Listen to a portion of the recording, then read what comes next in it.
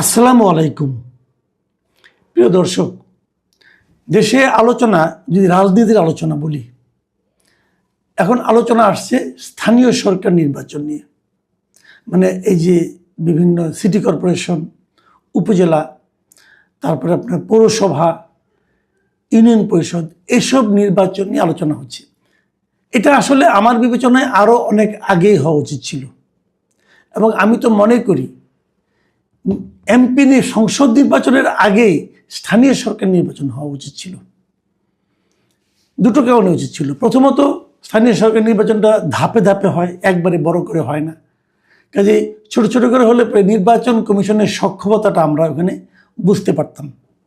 এই নির্বাচন কমিশনকে কিন্তু আমি খুব একটা সফল নির্বাচন কমিশন মনে করি না। কারণ ওনারা গণভোট নিয়ে যা করেছেন সেটাকে ন্যাক্কারজনক ঘটনা বলে আমার ধারণা। যাই হোক, সে আলোচনা অন্যদিন করা যাবে, আগেও বহুবার করেছি। বাট স্থানীয় সরকারটি নিয়ে কথা বলি। তো স্থানীয় সরকার নির্বাচনটা আগেই করা উচিত ছিল, করা হয়নি।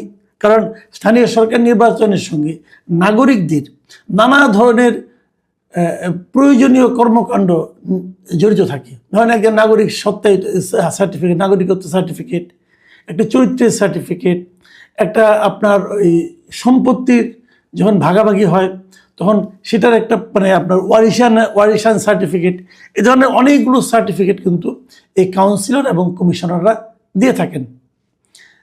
সিটি কর্পোরেশন, ইউনিয়ন পরিষদ অথবা আপনার সিটি পৌরসভা, এগুলোতে এগুলো থাকে।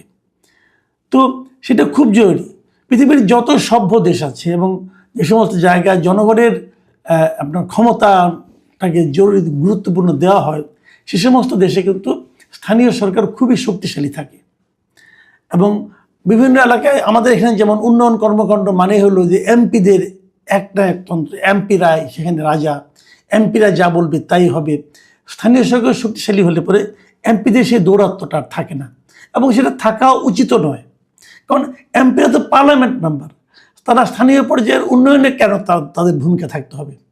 এখানে ভূমিকা থাকবে স্থানীয় সরকারের, যেমন উপজেলার চেয়ারম্যান, পৌরসভার মেয়র, তাদের। এমপিরা মতামত দিতে পারে, এমপিরা কোনো রকম খারাপ হলে পরে জনগণের কথা শুনে তারা সেটা নিয়ে সংসদে তুলতে পারে, আলোচনা করতে পারে। কিন্তু কোনটা কাজটা কাকে দিতে হবে, কী কাজ করতে হবে, এগুলো এমপি দেখার ব্যাপার হওয়া উচিত না বলে আমি মনে করি। যাই হোক, সরকার বিএনপি চায়নি স্থানীয় সরকার, বিএনপি নির্বাচনের পরে চেয়েছে। তারা ভেবেছে নির্বাচনের পরে হলে তাদের সুবিধা হবে।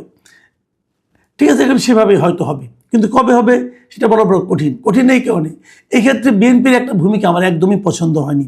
সেটা হলো, তারা ক্ষমতায় আসার পর মানে সংসদ নির্বাচনের পরপরই তারা এসে প্রথমে যেটা হলো 2 দফায় দেশের 11টি সিটি কর্পোরেশনে দলীয় ব্যক্তিকে, তাদের দলের ব্যক্তিকে মানে প্রশাসক হিসেবে নিয়োগ দিয়েছে। সাধারণত সিটি কর্পোরেশনে মেয়র না থাকলে পরে ওখানে একজন প্রশাসক হিসেবে নিয়োগ করা হয়, এবং এই প্রশাসক সাধারণত কোনো একজন আমলা মানে আপনার এডিশনাল সেক্রেটারি টাইপের এই লেভেলে কোনো একজন লোক থাকেন। কিন্তু সেগুলো সেরকমই ছিল, তাদের সরিয়ে সব জায়গায় দলীয় লোককে প্রশাসক হিসাবে নিয়োগ করেছে বিএনপি। আমি মনে করি এই কাজটা তারা ঠিক করেনি। এরপরে আবার তারা যেটা করেছে সেটা হলো, প্রত্যেকটা জেলা পরিষদের যিনি প্রশাসক হবেন সেখানেও তারা তাদের দলীয় লোককে নিয়োগ দিয়েছে। হয়তো তারা ভেবেছে যে এভাবে স্থানীয় সরকারে তাদের লোক থাকলে পরে যখন নির্বাচনটা হবে তখন এই লোকগুলোর রেজাল্ট ভালো হবে। কিন্তু আমার বিবেচনা, আমার মনে হয় কেন যেন এটা বরং বুমেরাং হয়ে যেতে পারে। বুমেরাং হবে কারণ তারা তো এই অল্প সময়ে 1-1.5 বছরে অথবা 6 মাসে তারা তো তেমন কোনো কাজ দেখাতে পারবে না। যদি কাজ দেখাতে না পারে তাহলে তাদের ভর্তুবর্গ আরও কমবে।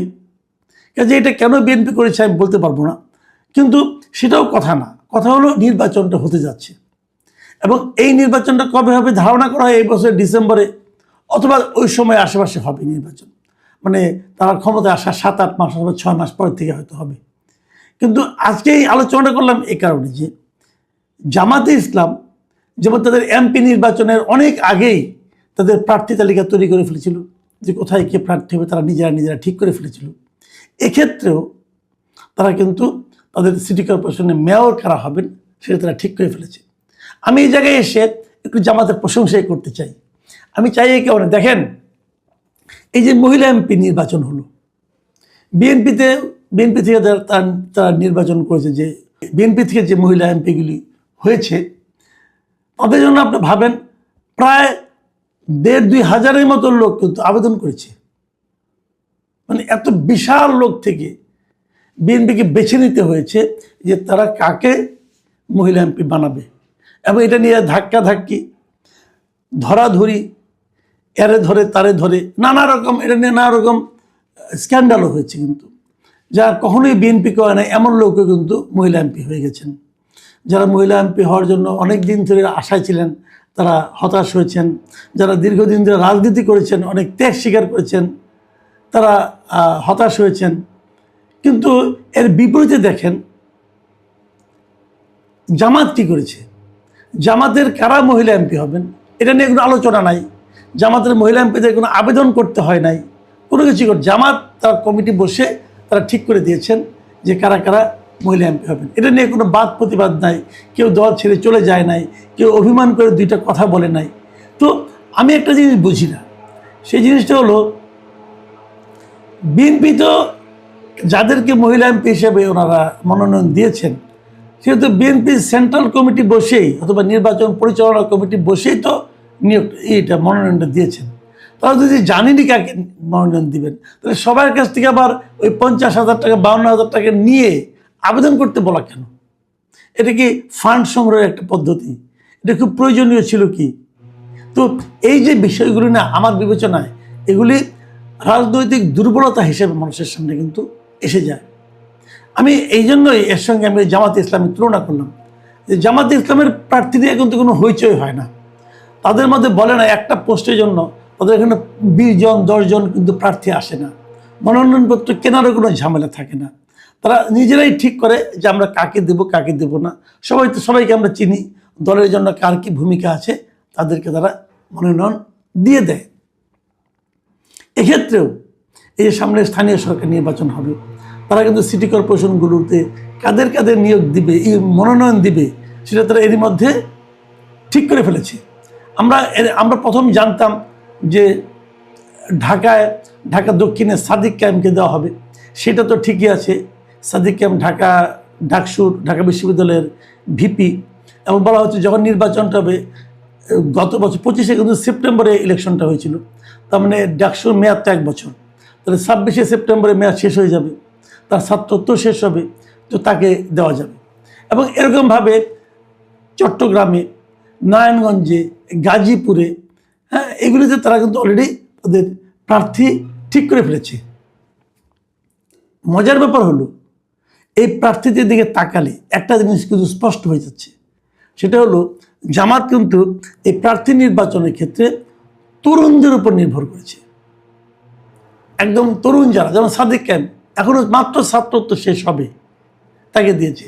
প্রত্যেকটা জায়গায় আমি ওদের কয়েকজনের ছবি দেখলাম, এবং ছবিগুলো দেখলে বোঝা যায় তাদের ম্যাক্সিমামেরই চুলই পাকে, চুল তাদের কিছুই পাকেনি। তো এটা তরুণদের উপরে যে নির্ভরতা, এটা কেন? এটা আমার কাছে দুটো কারণে মনে হয়। প্রথমত কারণ হলো যে তারা কিন্তু জাতীয় নির্বাচনে একটা তরুণদের একটা প্রতিনিধিত্ব রাখার জন্য তারা কিন্তু এনসিপির সঙ্গে একটা নির্বাচনী জোট করেছিল, এবং সেই জোট করে জামাতের খুব একটা লাভ হয়েছে বলে আমার কাছে মনে হয় না, বরং এনসিপির কিছু লাভ হয়েছে। তো তারা যদি নিজেরাই এখন তরুণদেরকে রাজনীতির দিকে